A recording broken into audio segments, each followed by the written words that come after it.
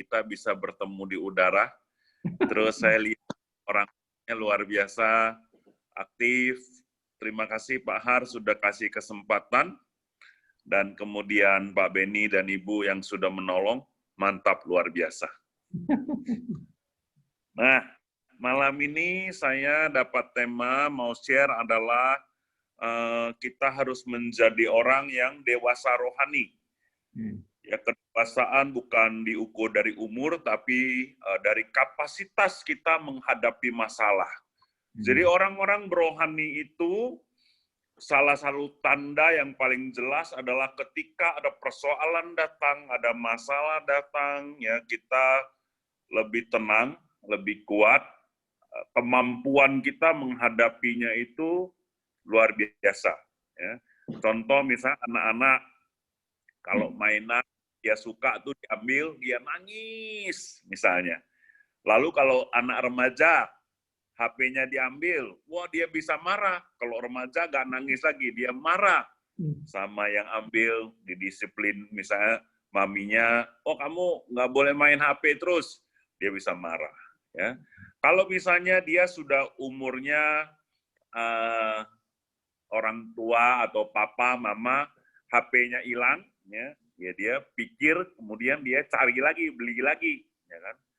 Tapi kalau sudah opa-oma seperti om-om, tante-tante yang umur 70, umur 80, mainannya hilang, ya udahlah. Udah umur 70, 80, udah banyak yang opa dan oma alami. Jadi biasanya sudah lebih legowo. Nah, seperti itu. Dalam Tuhan juga seperti itu. Kalau kita masih bayi rohani, ya apa-apa kita nggak kuat, bisa nangis. Kemudian kalau remaja dalam Tuhan itu apa-apa bisa marah sama Tuhan. Jadi kalau sudah lebih dewasa dalam Tuhan, ya kita bisa diskusi dan cari solusi. Tapi kalau kita mateng rohaninya, doanya gini, Bapa, lalukan cawan ini daripadaku, aku gak mau, tapi kehendakmu yang jadi. Seperti doa Yesus, seperti doa Maria. Sesungguhnya aku ini hambamu.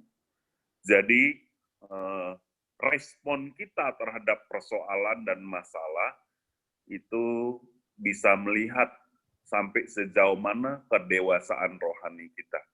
Nah, malam hari ini kita mau belajar, ya, khususnya dari Rasul Paulus, apa sih tanda-tanda orang yang dewasa rohani kita mau latih. Ya.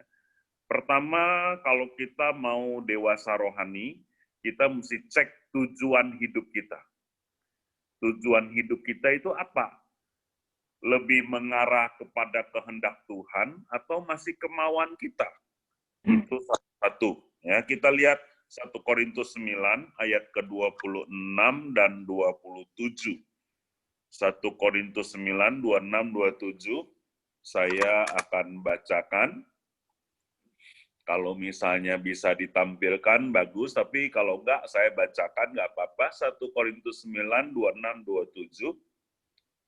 Rasul Paulus bilang gini, sebab itu aku tidak berlari tanpa tujuan, dan aku bukan petinju yang sembarangan saja memukul.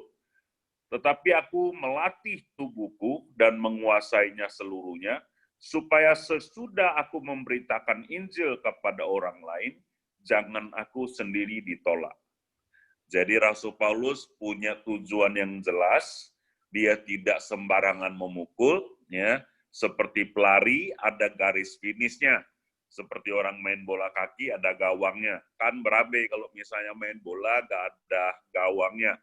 Mau pemain bola sehebat apapun juga gak kelar-kelar. Nah, orang Kristen, salah satu tanda dia dewasa rohani adalah tujuan hidupnya berubah. Dari tujuan hidup maunya aku, inginnya aku, kepada tujuan hidup yang Tuhan taruh dalam hidupnya. Ya.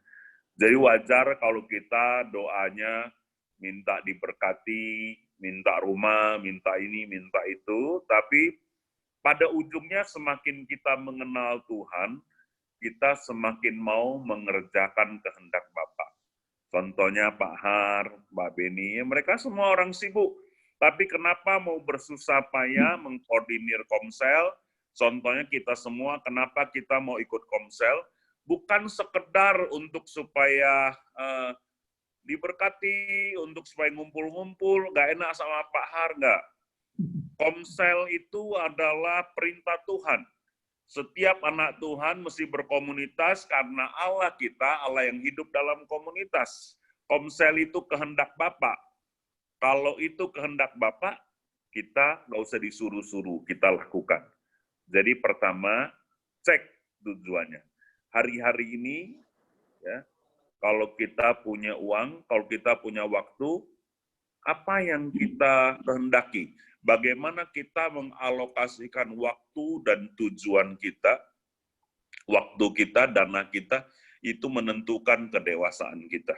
Yang pertama, ya, cek tujuan. Nah, tanda yang kedua, dewasa rohani adalah dia makin mengenal atau makin tahu isi hati Bapaknya.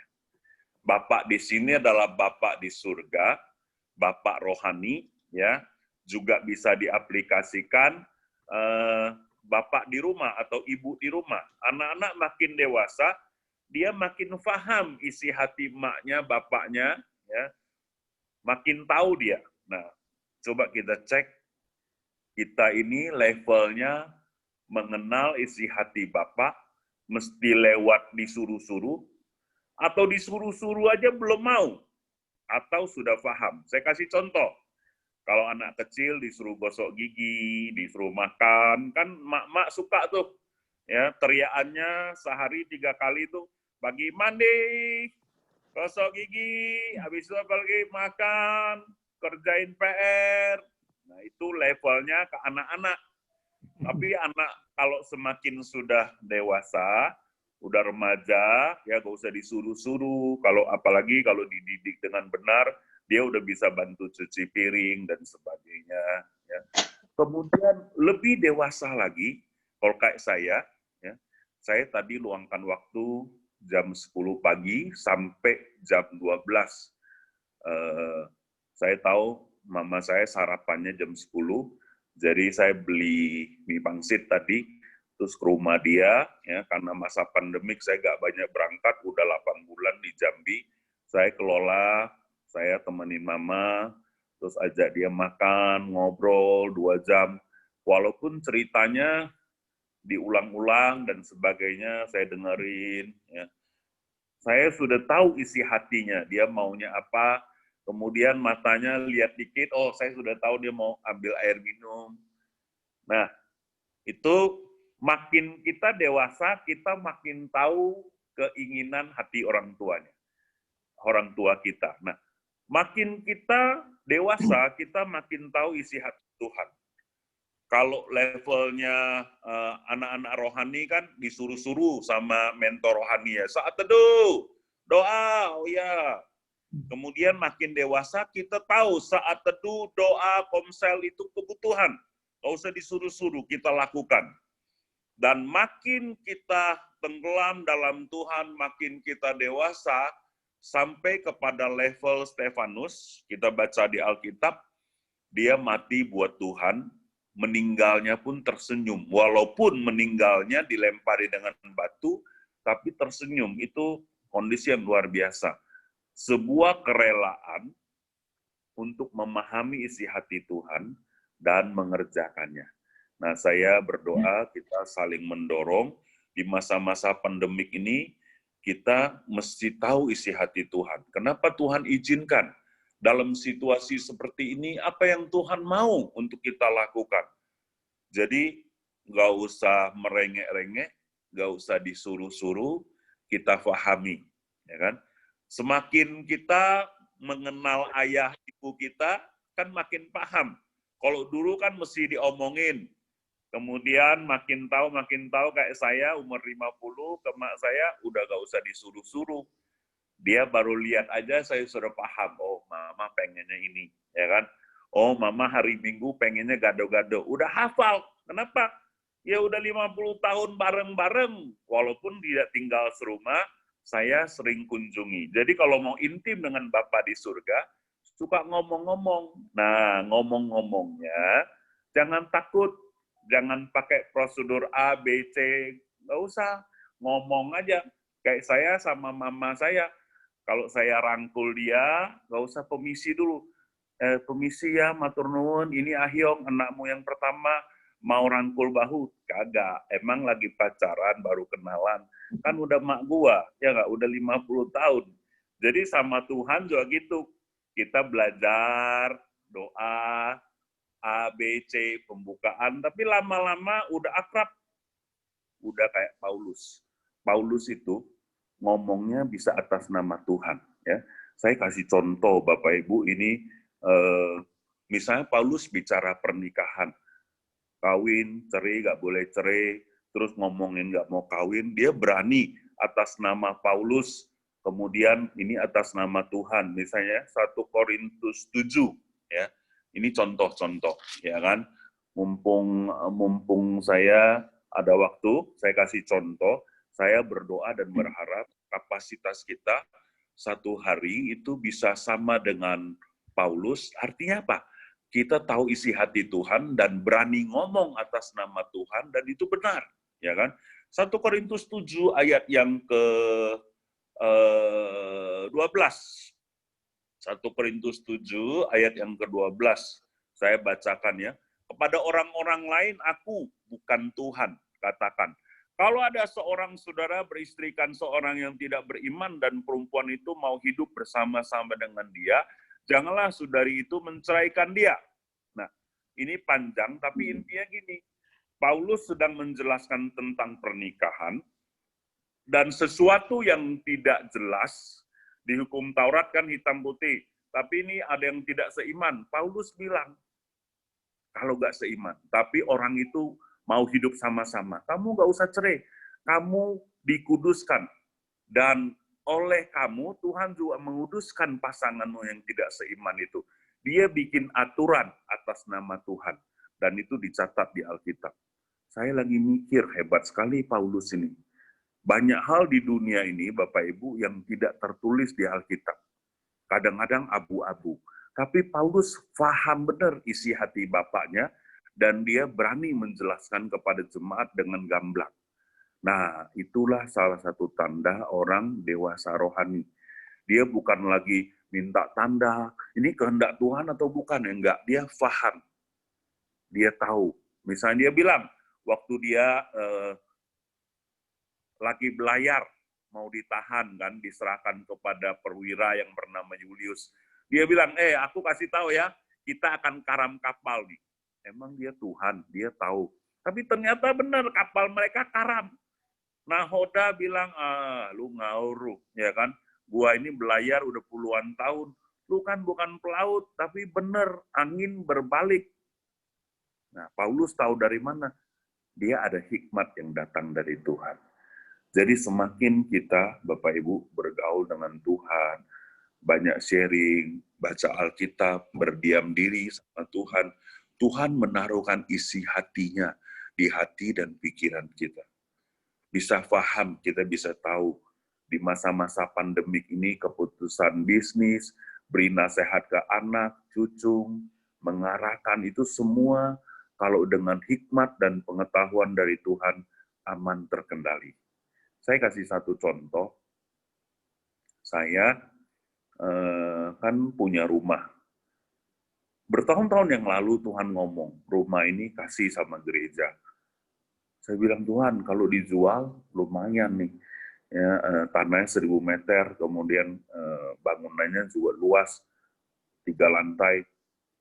Gak usah susah-susah. Kalau dijual kasih yang punya rumah walet aja, saya deposito sudah senyum-senyum.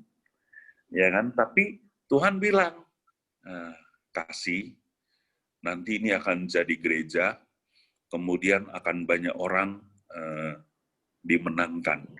Saya ngomong sama istri saya termasuk hebat, hanya butuh 6 bulan saya ngobrol, dia sudah sepakat dan diserahkan.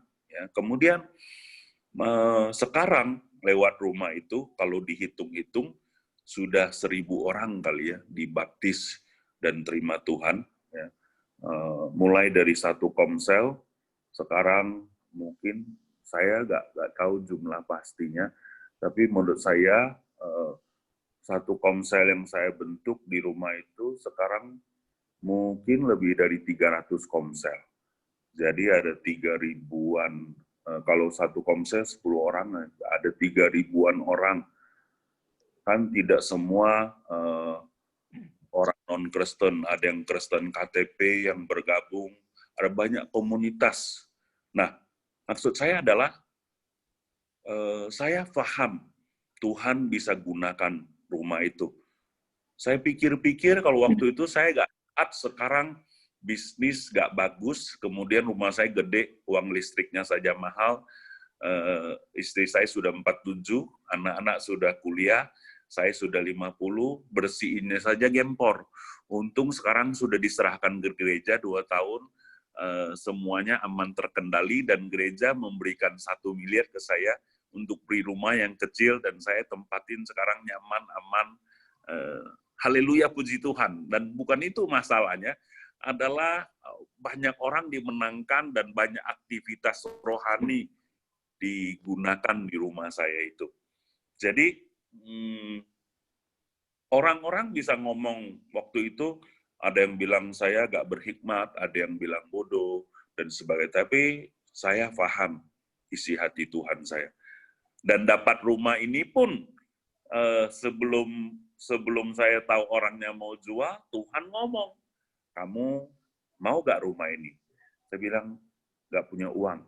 Gak apa-apa, kamu doakan. Terus ngomong sama istri saya marah saya, tapi akhirnya dia bilang kalau Tuhan ngomong, oke, tapi nggak pakai KPR.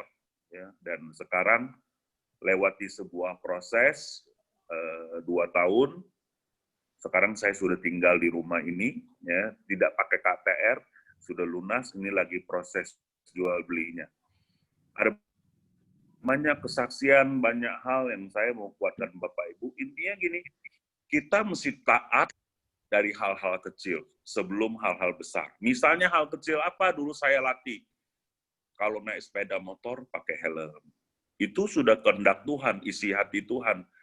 Tuhan tahu, Tuhan mau kita taat sama pemerintah. Ya.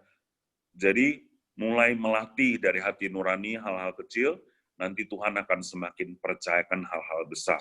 Itu tanda-tanda. Yang ketiga adalah mengerjakan kehendak Bapak dengan tekun. Nah, ini tadi Ibu Sela bilang Ibrani 10:36 ya.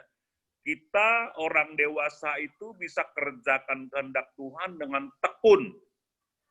Paulus bilang, aku bukan petinju yang sembarangan meninju. Latihan itu butuh tekun seorang olahragawan.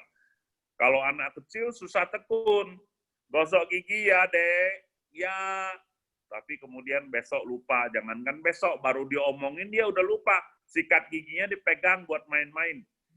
Tapi kalau orang tua, ya misalnya saya, Bapak Ibu Saudara, kita tahu kerja tuh capek, tapi semua mesti kerja, bertanggung jawab. Kenapa? Karena kita ada kebutuhan. Kita mesti ada hasilan. Jadi bangun pagi, ya apalagi yang jualan kue itu, jualan lumpia tuh, saudara, bertekun, ya kan? Kenapa? Karena kita dewasa, kita pegang tanggung jawab. Coba emak-emak gak bertekun, demo, tidak tekun masak, tidak tekun siapin makanan, ya wah kita bapak-bapak bisa berabe, ya coba Ibu Lubi demo apa, gak mau masak, Pak Beni udah pusing tuh, ya. Untunglah ibu-ibu puluhan tahun tuh bertekun, nggak pakai demo ya, sekali-sekali kalau dia capek oke lah, ya kan. Tapi kalau mau ngomongin tekun, kalau saya bilang nih, kalah sama emak-emak. Semua pria kalah sama ibu-ibu. Ibu-ibu tuh tekun. Ampun, tiap pagi bangun ya sudah doa, nanti dia sapu, habis itu cuci piring, masak-masak, gitu-gitu, besok gitu lagi. Saya pernah tuh, saudara, ya kan, istri saya melahirkan rumah sakit tuh, saya jagain 3 hari, ampun, tobat, lebih baik khotbah 5 kali 1 hari daripada suruh kerjain gini-gini terus. Kita tepuk tangan dulu buat ibu-ibu. Waduh. Kalau mau ngomongin tekun, emak-emak tuh, coba lah bapak-bapak renungkan yang punya anak atau yang pernah punya anak kecil, tahan berapa lama dong anak. Ya, 15 menit pegel. Sudahlah sini pegel, saya pegel, kepala gatal, kaki pegel. Tapi istri saya tuh gendongin anak sambil suapin, tahan 1 jam coba. Lebih lagi kadang-kadang. Tanya, kenapa sih bapak-bapak kurang tahan kalau emak-emak tahan? Ini pada umumnya ya. Karena bapak-bapak pakai otot gendongnya, emak-emak pakai hati. Jadi kalau dikerjakan pakai hati, dia akan tahan bertekun. Dia tahu tujuannya. Orang-orang tanya saya, Pak Yong gimana sih rintis satu komsel bisa jadi 50, bisa 100, 200, urusin orang kan nggak gampang. Mulai pelayanan sampai hari ini saya sudah 27 tahun pelayanan. Mulai umur 21 saya dibaptis, saya sudah pelayanan, ini udah umur masuk 49. Nah, memang nggak gampang, tapi saya tahu itu isi hati Tuhan. Saya tekunin. Sekarang anak-anak sekolah minggu saya sudah umur 30-an. Ya, 20-an minimal, sudah berkembang, bertumbuh, dan menopang banyak pelayanan. Orang bilang, Pak Yong mah sudah enak, beranak cucung sampai generasi ketiga, keempat, itu akarnya sudah kuat. Karena kita bertekun oleh karena visi. Jadi kalau kita mau dewasa, orang-orang diukur daripada ketekunan. Salah satu tanda Kristen dewasa. Yang terakhir, yang saya tadi bahas di awal, adalah kapasitas menghadapi masalahnya itu makin bertambah, makin besar. Itu salah satu tanda, saudara, kita ini dewasa rohani. Hari-hari ini persoalan banyak, gara-gara COVID-19. Ya. Masalah banyak. Walaupun ada yang bisnisnya naik gara-gara corona, tapi juga gak enak. Ya kan, apalagi model saya orang intim, biasa ketemu, hai Pak, apa kabar? Ini dari jauh, shalom. Waduh, pokoknya khotbah sudahlah, kalau ini kan enak di rumah, tapi kalau ada pertemuan apa, sudahlah masker, ya kan, wah kiri kanan, sudah tidak leluasa sekali. Tetapi kita mesti hadapi, kita mesti nikmati, ya kan. Solusi saya banyak bersyukur. Kemudian banyak ngopi juga Bapak Ibu, ya kan? Karena manusia itu bukan robot. Butuh air dan kopi, ya kan? Selain firman, kopi itu penting. Haleluya. Iya. Yeah. Pisang goreng jangan banyak-banyak, itu tidak sehat, ya kan?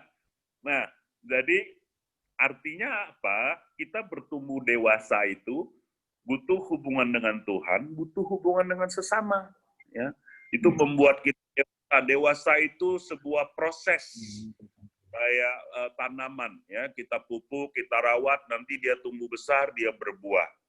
Saya berdoa dan saya percaya Bapak Ibu yang menikmati semua permasalahan, berjalan mengandalkan Tuhan, pasti akan melihat buah-buah rohani, buah-buah jasmani, buah-buah materi yang akan kita tuai pada waktunya. Ya, doa saya, Tuhan menyertai, Tuhan melatih kita lewat firman-Nya, lewat rekan kita, pasangan kita, anak kita bahkan, ya, atau suami dan istri kita, membuat kita makin hari makin dewasa. Tuhan memberkati. Shalom. Oke.